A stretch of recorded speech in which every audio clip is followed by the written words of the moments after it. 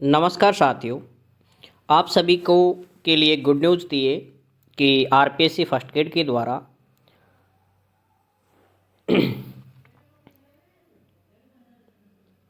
नमस्कार साथियों, first grade का जब भी आप फॉर्म भरें उससे पहले आप एक बार इस वीडियो को कंप्लीट देखें, क्योंकि इसके अंदर मैंने क्या क्या आपको डॉक्यूमेंट चाहिए उसके ऊपर विशेष रूप से इस वीडियो में मैं आपको बताऊंगा कि जाति कब का, आय, मूल या फिर ईडब्ल्यूएस जो भी आपका डॉक्यूमेंट है उन सभी के बारे में यहाँ पर मैं जो इस एडवर्टाइजमेंट में विज्ञापन में दिखा रखा है उसको अच्छे से एक्सप्लेन मैं यहाँ पर करूँगा, पूरी कोशिश।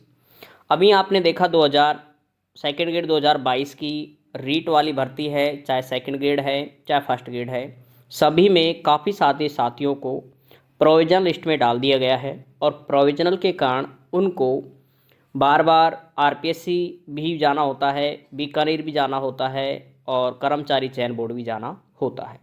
तो इस तरह की समस्याएं आपको बाद में सिलेक्शन के बाद में नहीं हो, इसके लिए थोड़ा अच्छे से इस विज्ञापन को देखें। ठीक है, ये आपको ये विज्ञापन संख्या है आपकी, इस विज्ञापन को आप आपके ईमेल पर भी सेव कर लें। ठीक है, 25/10/2024 को आप यहाँ पर ये जारी हुआ है और जो साथी पहले से पोस्टेड हैं उनके लिए भी मैं आपको इसमें बताऊंगा किस तरह से उनको अप्लाई के लिए परफॉर्म देनी है। हिंदी के लिए जो पोस्ट है वो यहाँ पर आप देख सकते हो, कैटेगरीज वाइज यहाँ पर दे रखी है जो कि आपने काफ़ी सारे वीडियोज़ में देखे हैं। अब यहाँ पर एक हॉरिजेंटल है जिसको भी थोड़ा सा मैं यहाँ पर बता रहा हूँ।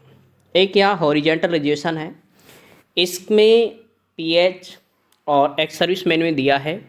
तो जिनको यहाँ पर दे रखा है, जैसे मैं यहाँ पर एक्स सर्विसमैन की बताऊँ आपको, जैसे जनरल की 7 सीट हैं, एससी की 2, एसटी की 2, ओबीसी की 3, एमबीसी की 0 और ईडब्ल्यूएस है शायद इसकी 1 सीट है।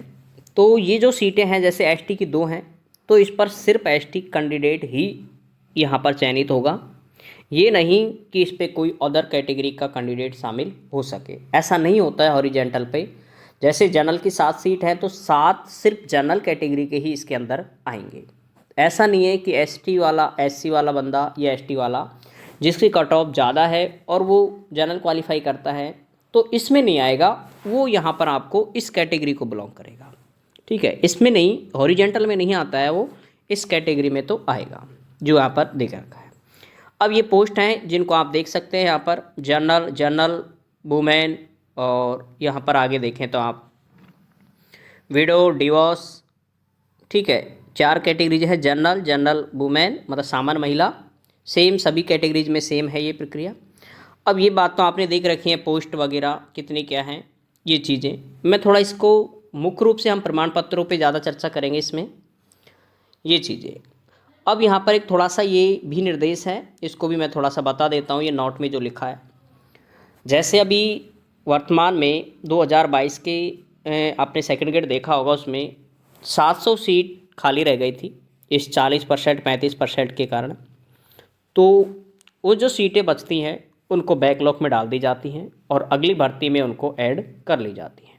ठीक है, तो ये जितने भी 22 में, जैसे इसमें गृह विज्ञान है, राजनीति विज्ञान है, पंजाबी है, भौतिक विज्ञान फिजिक्स है, गणित है, संगीत विज्ञान है, इसमें जो जो सीटें खाली थी रह गई थी उनको बैकलॉग में डाल करके इस भर्ती में शामिल कर लिया है। ठीक है, इसके अलावा जो आपने देखा है वहाँ पर जो लिखा होता है कि जनरल यूआर इनका मतलब, ओबीसी का मतलब, यहाँ पर इसका जैसे एलसी का मतलब क्या है, सारी डिटेल्स इसमें अच्छे से दिखा रखी है, ये आपने देख लिया होगा। अब इसमें यहाँ पर नोट है, इसमें थोड़ा सा मैं आपको बता देता हूँ प्रत्येक नोट में क्या लिखा है। जैसे आप फर्स्ट में मैं आपको बताऊँ, फर्स्ट वाले में जो लिखा है वो ये है कि यहाँ पर आरक्षित रिक्तों को पश्चातवर्ती 3 वर्षों के अंतराल में के लिए अग्रणित किया जाएगा। 3 भर्ती वर्षों की समाप्ति के पश्चात ऐसे अग्रणित की गई रिक्तियां सामान्य प्रक्रिया के अनुसार भरी जाएंगी। ये उनके लिए है, एससी एसटी के लिए मैं आपको बताऊं, जैसे लगातार एससी एसटी और हाँ एससी एसटी 2 ही दिखा रखा है इसमें, इसकी सीटें यदि लगातार 3 भर्तियों में अर्थात 3 भर्तियों में लगातार वो सीटें बैकलॉग में डलती हैं, तो फिर वो इन सीटों से रिजर्व नहीं हो करके SC ST की सीटें जो कि मतलब एक तरह से यूँ कहें कि बैकलॉग में नहीं डल करके वो किसके लिए बैकलॉग में डल जाएगी, वो जनरल के लिए भी उनसे भरी जाएगी फिर वो। ठीक है, इसमें यही है कि वो सीटें किससे भरी जाना सुनिश्चित हो जाएगी फिर जनरल से, यदि वो लगातार 3 भर्ती वर्षों में, भाई 3 भर्ती वर्षों में भी वो लगातार, जैसे 20 सीटें हैं, वो 18 वाली भर्ती में भी खाली रह गई 10 सीटें, 20 वाली में भी रह गई, 22 वाली में भी रह गई, तो ऐसी स्थिति में फिर उनको डायरेक्ट सामान्य में भर्ती में शामिल कर लिया जाएगा और सामान्य से उनको भरा जाएगा। ठीक है, ये बात इसने कही है। दूसरा, यदि कोई EWS में कोई सीट खाली रहती है, यदि EWS में यदि 50 सीट हैं, जैसे मैं यहाँ पर एग्जांपल दूँ, EWS में, ठीक है, यहाँ पर EWS में यदि 50 सीटें हैं EWS में, और उसके कैंडिडेट आपको टोटल मिले हैं 40, अब ये 10 कैंडिडेट हैं, इनको किससे भरा जाएगा, जनरल से भरा जाएगा, सामान्य जनरल से। ठीक है, सामान्य जनरल कैटेगरी से ये 10 सीटें भरी जाएंगी। ये नंबर 2 बात कहता है। तीसरी बात कहता है, यदि कोई विधवा महिला हो, परित्यक्ता हो, तलाकशुदा महिला हो, अगर इसकी सीट खाली रहती है तो इस पर किसका आएगा, उसी कैटेगरी की महिला का आएगा। ठीक है, ये बात इसमें किसे कहें कि उसी प्रवर्ग की अन्य महिला के द्वारा वो भरी जाएगी। ये बात इसने यहाँ पर लिख रखी है, जिसको आप अच्छे से, आपके पास ये विज्ञापन है, इसको आप अच्छे से देख लेना। और इसके अलावा आगे भी इसमें इसी तरह से कह रखा है कि जो विशेष योग्यजन है निःशक्त, जिन्हें अगर क्षैतिज आरक्षण है, तो वो सीटें तो सिर्फ और सिर्फ उन्हीं वर्ग से भरी जाएगी जिसके लिए वो रिजर्व हो चुकी है। ठीक है, ऐसा नहीं कि उनको किसी अन्य कैटेगरी के वर्ग से, उसी वर्ग के किसी अन्य जो वर्ग है उसके माध्यम से उसको भर दिया जाएगा, ऐसा नहीं होता है। ठीक है, जो सीटें हॉरिजेंटल होती हैं, आरक्षित होती हैं, क्षैतिज आरक्षित, उन पे सिर्फ उसी वर्ग का वही कैंडिडेट आएगा जिसके लिए ये योग्य होती हैं। ठीक है, अगला इसमें यहाँ पर कुछ ये टिप्पणियाँ हैं जिनमें आपको डिग्रियों के बारे में बता रखा है, जो कि आप एपियर वाले भी सारे भर सकते हैं। ठीक है, और जिनके पास में, जिन्होंने ड्राइंग से कर रखा है डिप्लोमा, यहाँ पर 16 नंबर पे आप देख सकते हो, ड्राइंग वाले हैं, उनके लिए बीएड का होना ज़रूरी नहीं है। उनके लिए बीएड मस्ट नहीं है, यहाँ पर हो जाए तो ठीक है, अन्यथा इसके लिए ज़रूरी नहीं है, वो यहाँ पर पात्र माना जाता है। बाकी सभी में आपको NCVT यहाँ पर है कि बीएड का, यहाँ पर है ना, national council of teacher education, इसका है कि आपकी जो कॉलेज है उससे आपको मान्यता प्राप्त एक सर्टिफिकेट प्राप्त होता है। ठीक है, जिसे भी आप यहाँ पर देख सकते हैं, मैं आपको यहाँ पर दिखा रहा हूँ, इस तरह का ये एक NCVT का जो सर्टिफिकेट है वो यहाँ पर आपके सामने मैं दिखा रहा हूँ। इस तरह का आपको सर्टिफिकेट लेकर के आना होता है। जिन्होंने भी बाहर से डिग्री प्राप्त की है, जिन्होंने चाहे BA BEd जो भी आपने डिग्री बाहर से प्राप्त की है, राजस्थान से बाहर, ठीक है, उन सभी को ये सर्टिफिकेट चाहिए होता है। एक चाहे आपकी कॉलेज का एक वो होता है सबंता प्रमाण पत्र, वो भी यही होता है। ठीक है, जिसको एफिलिएशन लेटर बोलते हैं, वो भी आपकी कॉलेज के मान्यता को प्रदर्शित करता है। तो ये आपको ज़रूरी होता है इसके अंदर, जिन्होंने बाहर से डिग्री प्राप्त की है। और राजस्थान वालों को भी अब वर्तमान 2022 वाली भर्ती में तो इसको भी मांगा था, तो जो नए हैं वो भी आप इससे प्राप्त कर सकते हैं। जिनको भी ये कॉलेज, जो भी जिस भी कॉलेज से आपने बीएड की है, ठीक है, उनसे आप इसको प्राप्त कर लें।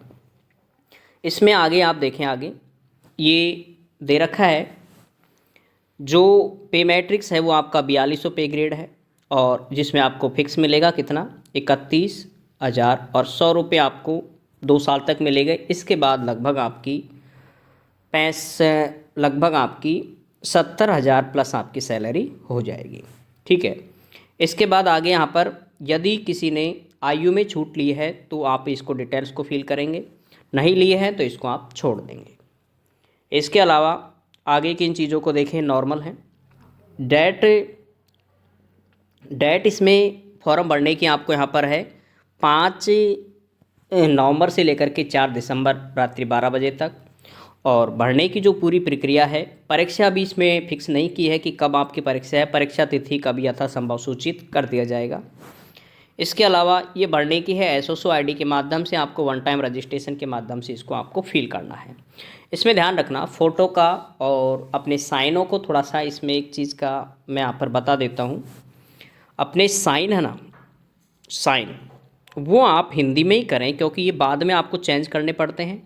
जब आपकी जॉइनिंग हो जाती है तब आपको इंग्लिश से हिंदी में आपको कन्वर्ट होना होता है। इसलिए मैं आपसे यही कहूँगा, जब भी आप एग्ज़ाम दें तो आप आपके साइन हिंदी में ही करें तो बेटर है, ठीक है।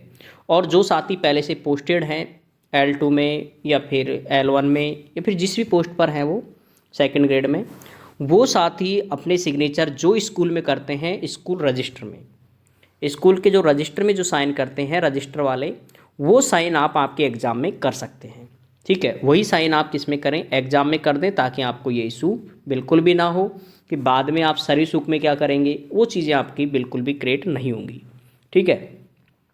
आगे इसमें देखें आप, इसमें ये आप पूरा कंप्लीटली नाम डिटेल्स ये थोड़ा विशेष रूप से आपकी मार्कशीटों के अकॉर्डिंग फिल करें।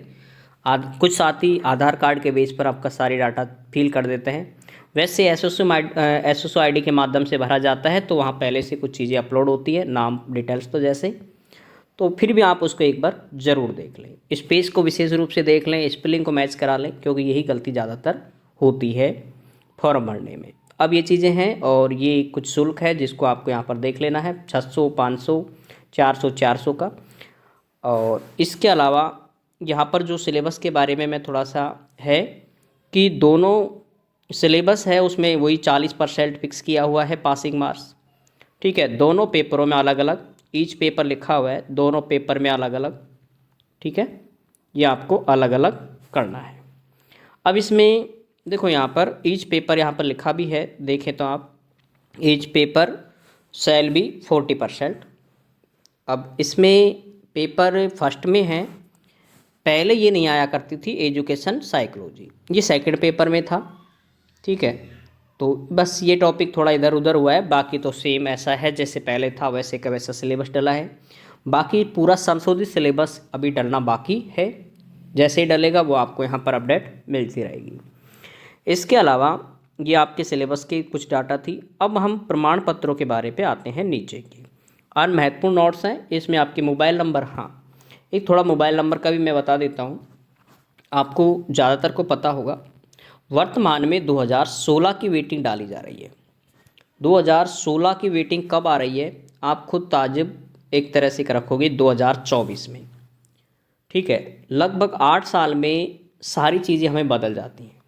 तो मैं आपसे ये कहूँगा, जो भी आप ईमेल आईडी और अपने मोबाइल नंबर दें वो स्वयं के दें, ये नहीं कि आप किसी भाई के दे रहे हो, बहन के दे रहे हो, पापा मम्मी के नहीं, जो आपके पर्सनल नंबर हो, स्वयं के नंबर हों। विशेष रूप से इसमें महिला वर्ग ज़्यादा ध्यान रखें, स्वयं के नंबर दें जो आपके परमानेंट नंबर हो सकते हैं, ठीक है। वही आपकी ईमेल आईडी दें। बंद होने, नेटवर्क होने पर बाद में आपको जो आरपीएस से टेक्स्ट मैसेज करती है, ईमेल करती है, वो आपको सूचना नहीं पहुंचती है। काफ़ी सारे साथी इससे परेशान हो जाते हैं, ठीक है। क्योंकि अभी आपने जो चीज़ें वैकेंसी देख रहे हो आप, अगर आप नहीं देखा है तो वो चीज़ें आप एक बार देखें। बहुत सिस्टम ऐसा है, आरपीएससी पहले डाक विभाग के माध्यम से आपके जॉइनिंग आदेश जारी करती थी, जॉइनिंग भेजती थी। अब वो ऐसा डाक का सिस्टम बिल्कुल भी नहीं है। अब आपको सारी डाटा मिलेगी, वो आपको मोबाइल नंबर और ईमेल के माध्यम से मिलती है। इसलिए ये दो चीज़ तो आप बहुत ही ज़रूर से ज़रूर सही लिखें, ठीक है। इसको विशेष रूप से जांच करें, और जब भी कोई मेल आता है तो आप इसे ज़रूर चेक करें, क्योंकि उसके अंदर आपको सारी अपडेट मिलती है आगे की क्या होगी। अब ये चीज़ें थी सारी। अब इसमें ठीक है, ये चीज़ें हैं। अब आगे इसमें कुछ प्रमाण पत्रों से रिलेटेड हैं, ये हमारा मुख्य टॉपिक था एक तरह से, जिसको ज़्यादा डिटेल से बताना था। अब इसमें देखो एक एक को। नंबर 1, कार्मिक विभाग परिपत्र दिनांक 20/1/2022 के अनुसार अनुसूचित जाति, जनजाति, पिछड़ा वर्ग, अति पिछड़ा वर्ग, आर्थिक रूप से कमजोर वर्ग अभ्यर्थी को आरक्षण के लिए एक पॉइंट लिखा है जिसको मैं ध्यान से, आरक्षण का लाभ लेने के लिए जाति प्रमाण पत्र ऑनलाइन की अंतिम तिथि तक जारी किया हुआ होना जरूरी है। ये बात कहता है कि इसकी लास्ट डेट कब है, 4 दिसंबर। तो भरने में, फॉर्म को भरने में ही जल्दी ना करें।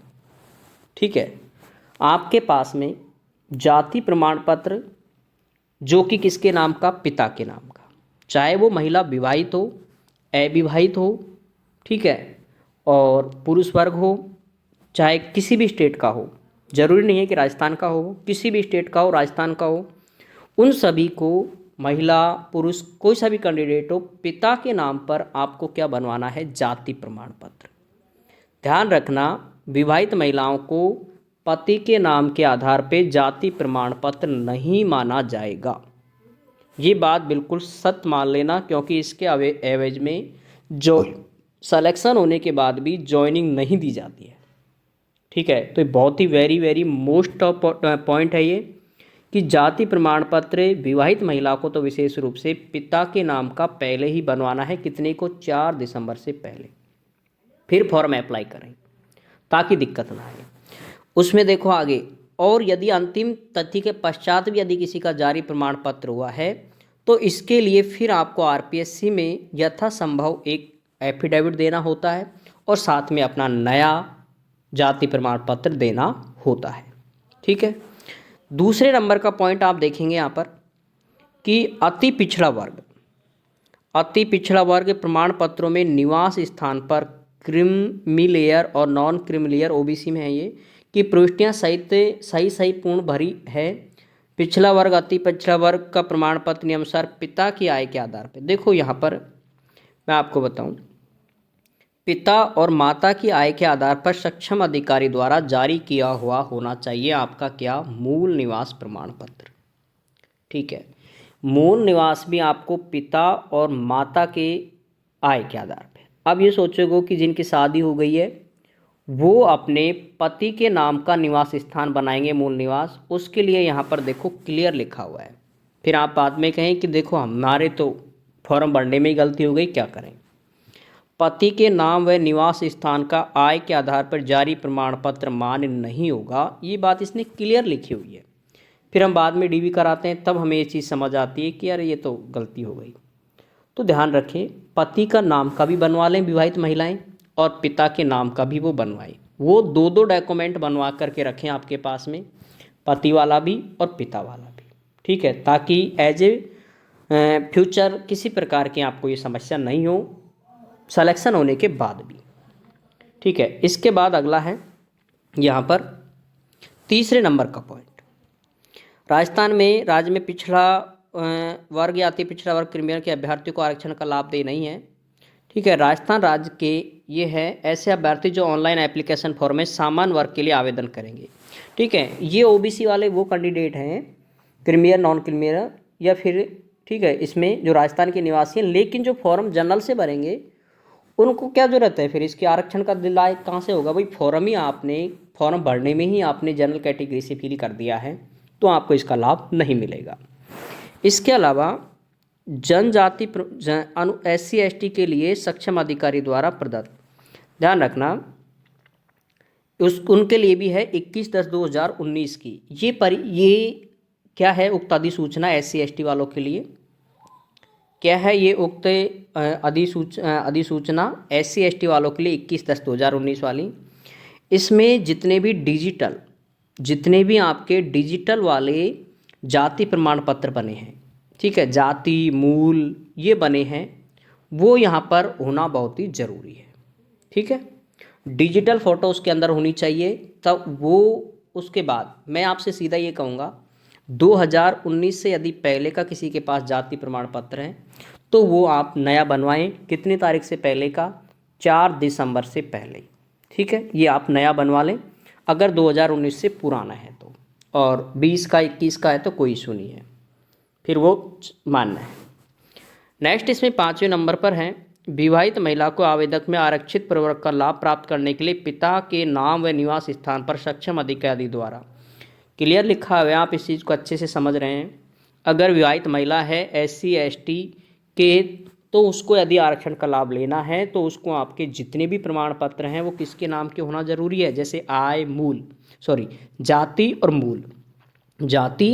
और मूल निवास, ये किसके नाम पे होना चाहिए, ये पिता के नाम का होना चाहिए। ठीक है, यहाँ पर पति के नाम का जाति प्रमाण पत्र या मूल निवास मान्य नहीं होगा, ये बात क्लियर लिखी हुई है। ठीक है, बाद में आप इन चीज़ों को देखोगे, क्लियर यहाँ पर लिखा हुआ है।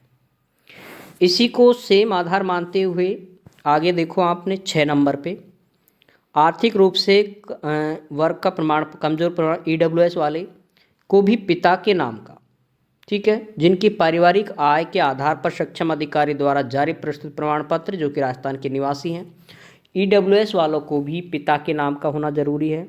और जिनकी 2.5 लाख से कम आय है, जिनकी 2.5 लाख से कम आय है, ठीक है, उनको आय प्रमाण पत्र भी बनवाना होगा। कब? DV के समय पर। तो इसलिए फॉर्म भरते समय आप उसमें आय का पूछता है कि आपकी आय कितनी है, 2.5 लाख से कम या अधिक, ठीक है।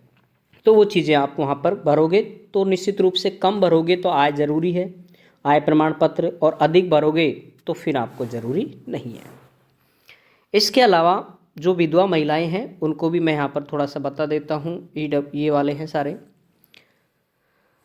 हाँ, एक जितने भी आप प्रमाण पत्र प्राप्त कर रहे हो, विशेष रूप से आप ये सोचें कि 4 दिसंबर से पहले के ही आप बनवा लें सारी चीज़ें, ठीक है। बाकी आपकी जो डिग्रियां हैं वो एक अलग डेट होती है उनकी। हाँ, एक इसमें जो विधवा महिलाएं हैं उनके लिए पति का मृत्यु प्रमाण पत्र जरूरी होता है, ठीक है। और इसके अलावा जो तलाकशुदा होती है महिलाएं, उसके लिए कोर्ट के ऑर्डर, जो कि उसको डिक्री बोलते हैं, उसका होना जरूरी होता है, ठीक है। और ये सारे आपको ध्यान रखें 4 दिसंबर से पहले का होना ज़रूरी है। ये नहीं कि आप 4 दिसंबर के बाद आपका कोर्ट का आदेश आया हो और फिर भी उससे पहले आप अप्लाई कर दें, तो वो बात आपकी गलत हो जाएगी, ठीक है। आपका फॉर्म रद्द हो जाएगा और आपका कोई मतलब नहीं रहेगा। इसके अलावा जो साथी पहले से पोस्टेड हैं, ठीक है, जो साथी पहले से पोस्टेड है, चलो मैं इसको थोड़ा सा हाईलाइट कर देता हूँ। जो साथी पहले से पोस्टेड है वो NOC उनको लिए ज़रूरी है। NOC यहाँ पर मैं मस्ट लिख रहा हूँ, मस्ट का मतलब ज़रूरी है तो है। अब इसके लिए सबसे पहले क्या करेंगे आप, आपके स्टाफ फॉर्म भरने से पहले, यहाँ लाइन में लिख देता हूँ, फॉर्म भरने से पहले, फॉर्म भरने से पहले ये काम ज़रूर करेंगे आप। फॉर्म भरने से पहले आपको स्टाफ कॉर्नर के माध्यम से, जो आप ऑनलाइन करते हो CL वगैरह, ठीक है, स्टाफ कॉर्नर से आपको दूसरे को, मैं इसका आपको है, मैं खुद मैं भी इसको अप्लाई करूँगा, तो निश्चित रूप से मैं किस तरह से इसके लिए फॉर्म भरते हैं NOC के लिए ऑनलाइन, वो भी आपको मैं एक वीडियो के माध्यम से ज़रूर बता दूँगा। बाकी आप स्टाफ माध्यम से आप NOC के लिए क्या करेंगे, अप्लाई, ठीक है। NOC के लिए आपको अप्लाई करना है, ठीक है। LOC अप्लाई करने के बाद ही आपको, ठीक है, बने नहीं बने वो अलग बात है, वो बन जाएगी, आप उसकी प्रक्रियाओं को छोड़े। अप्लाई करने के बाद आपको ये फॉर्म भरना है, ठीक है। उससे पहले इसको भरने का कष्ट ना करें, थोड़ा सा ध्यान रखें, ठीक है। ऑनलाइन NOC भरोगे, उसमें आपको जो विज्ञापन संख्या है वो आती है और उसकी डेट आती है 25/10/2024 है जो, ठीक है। तो ये जो पहले से पोस्टेड है उनके लिए ये ज़रूरी है, ठीक है। अब इसके अलावा और कोई ऐसा कोई डॉक्यूमेंट होता नहीं है इसके अंदर जो आपको ज़्यादा परेशान करेगा। मुख्य रूप से बात हाईलाइट करूँगा इस बात को, एक तो जाति, मूल, ये दोनों किसके नाम के होने चाहिए, पिता के नाम के, चाहे वो विवाहित हो, ठीक है, चाहे वो विवाहित हो चाहे वो अविवाहित हो, कुछ भी हो उस चीज़ का ध्यान रखें, पिता के नाम का होना ज़रूरी है। मूल भी, कहीं आप मूल निवास को भी सोचे, पति का नाम का वैलिड होता है मानते हैं, लेकिन इसमें जो लिखा है वो उस चीज़ पे हम काम करेंगे। अब इसमें ये है, और इनको आपको 4 दिसंबर से पहले का आप बनवा लेना, मतलब फॉर्म की लास्ट डेट से पहले आपको ये कंप्लीट करवाना है, ठीक है साथियों। तो ये आप कंप्लीट फॉर्म फिल करें और फॉर्म का प्रिंट आपके पास में ज़रूर रखें, क्योंकि इसका प्रिंट वैसे तो SSO ID पे हमेशा सेव रहता है, जिसको आप रख सकते हैं। और फॉर्म भरने में विशेष रूप से आपके नाम, फादर नेम, मदर नेम, जन्म तिथि, मेल और फीमेल, ये कुछ चीज़ें ही देखनी होती है बस। एक तो नेम खुद का, father name, mother name, DOB, ठीक है, और मेल फीमेल, बस ये 5 पॉइंट हैं जो कि हमारे लिए बहुत ही महत्वपूर्ण होते हैं। ये 5 पॉइंटों में कोई गलती ना हो, आपके किसी भी जगह पर आपको कहीं दिक्कत ना आएगी। इसके अलावा यदि किसी साथी के डॉक्यूमेंटों में कमी चल रही है तो इस भर्ती को क्लियर होने से पहले, जहाँ आपका फाइनल रिजल्ट आता है उससे पहले आप उसे भाई बीएड में दिक्कत है तो वहाँ बोर्ड जा कर के, यूनिवर्सिटी जा कर के ठीक करा लें। 10वीं 12वीं में दिक्कत है तो माध्यमिक शिक्षा बोर्ड, जहाँ से भी आपने बोर्ड की है उसको आप ठीक करवा लें। ठीक है, आधार कार्ड में दिक्कत है तो उसको भी आप ठीक करा लें। आजकल आधार कार्ड भी एक बहुत ही वैलिड डॉक्यूमेंट होता है, तो इसके लिए थोड़ा सा आप ध्यान रखें। ठीक है साथियों, बाकी सभी साथियों को बेस्ट ऑफ लक, अच्छे से तैयारी करें। और किसी दिन हम चर्चा करेंगे कि भाई फर्स्ट ग्रेड के लिए कौन सी बुकें बेटर है और क्या आपको पढ़ना बेहतर होगा। ठीक है साथियों, जय हिंद जय भारत। फिर मिलते हैं आपको नेक्स्ट वीडियो में। इसी तरह की जो सी भी न्यूज़ आती रहेगी आपको यहाँ पर निरंतर मिलती है और ये चीज़ें आपको देखने को भी मिल रही